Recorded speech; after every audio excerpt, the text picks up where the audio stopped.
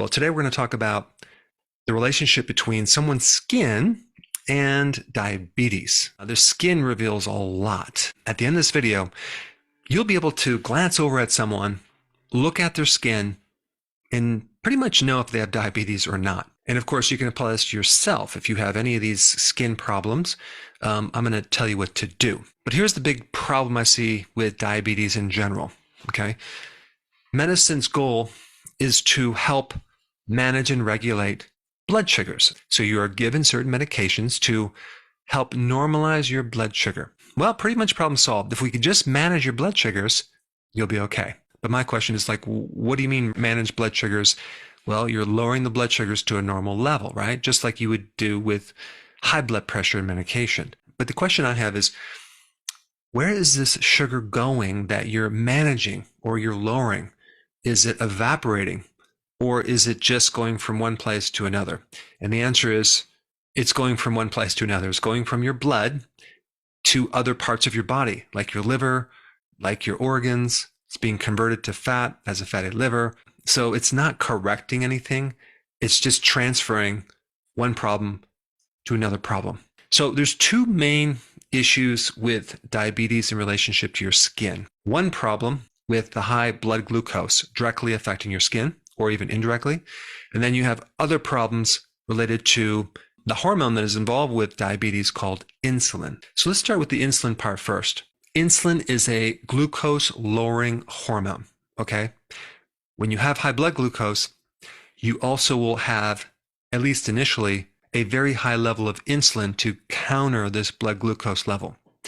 Not to mention, the body will start to develop insulin resistance, which is going to send information back to the pancreas saying we need to increase more insulin to fight or penetrate this resistance.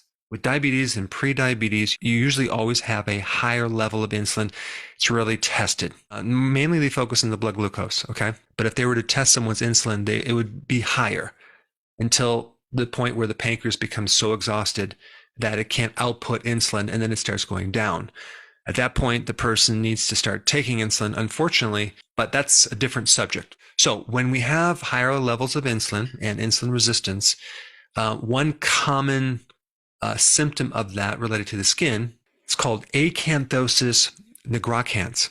This is actually one of the common symptoms of insulin resistance. And it's a situation where your skin is darkening, it's looking tanner, and it almost has a velvet texture to it.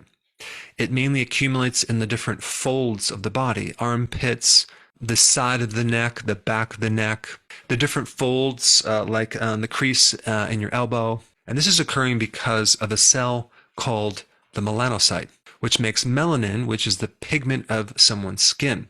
Insulin resistance causes an overproduction of this cell. Okay, so that's the first skin problem. The second skin problem I'm going to talk about related to insulin is the skin tags. So insulin is an anabolic hormone. And when you produce too much insulin, okay, it makes things grow. It makes these mini tumors.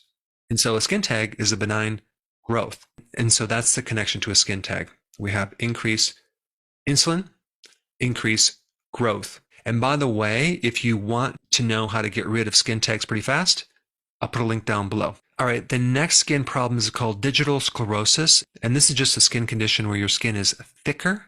Okay, the texture is rough, and you probably have some dryness, you have some flakiness, and this is also coming from elevated insulin in your blood. And so your skin cells have these little cells called keratinocytes. So insulin affects these cells. It makes them grow in an abnormal way, giving you a thicker or rougher skin. And I would also venture to say that it's probably also involved in corns, like having a corn on your skin. All right, the next condition that's affected by insulin is just acne. When you have increased insulin, and this especially occurs in females, okay, especially with polycystic ovarian syndrome, where you have this high level of androgen, which is affecting the sebaceous gland or the oil gland of the skin, increasing risk of getting acne. So what's behind an elevated androgen is an elevated insulin. So PCOS is really an elevation of insulin, causing the elevation of androgen, and acne is just one of the symptoms. Now, another thing about insulin resistance and blood sugars as well is what it can do to the immune system. It can lower the person's immune system, increasing the risk for infections. And certain type of bacterial infections can lead to cysts, like a Baker cyst, for example. And I've noticed in practice a very high percentage of people who have Baker cysts are also diabetics. And so this involves the relationship between what blood sugar does to your immune system. Now let's just talk about blood glucose level. When the blood glucose level goes high, you can develop a lot of problems with circulation to the skin, okay? And so when the tiny capillaries are affected in the lower part of your legs, for example, you can develop these little red or purple dots or blotches, which is called petechia or purpura. So petechia are the real small little red purple dots, and purpura are the larger ones. But this is a problem with circulation because the capillary beds are being destroyed and you're getting this leaking blood into the tissue. So you usually see this in the lower legs of diabetics where they have all these different black and blue marks. It looks like there's bruised, but that's just really coming because the high level of glucose really destroys both the microcirculation, okay, the tiny capillaries, as well as the macrocirculations, your blood vessels in general. So you're losing oxygen and blood flow to the tissues, starting with the peripheral part of the body first, like it happens in the feet and then the lower ankles. So that leads us to the next condition, which is gangrene, which your feet and your toes start to turn different colors like green, black, brown, blue. This is a severe diabetic complication from just basically causing your tissues to die, okay? And then they start amputating your foot and it starts to spread up higher and higher and higher till they could end up amputating the entire leg. And a certain type of gangrene called wet gangrene has an infection component to it as well. So now we have an infection, all because of loss of blood flow, because the blood glucose is just too high. Now, you can also get leg ulcers or ulcers in the foot from being a diabetic. And this too is caused from poor circulation and an infection because the immune system is inhibited when you have this condition. Another condition that you can easily observe a blood sugar problem, not just diabetes or even prediabetes, but even the condition that happens before that, which is insulin resistance. If you look at the person's eyes, they look swollen and puffy and red. I'm talking about the eyelids. And I had a bit of this long ago, and I did not have a clue of where that was coming from.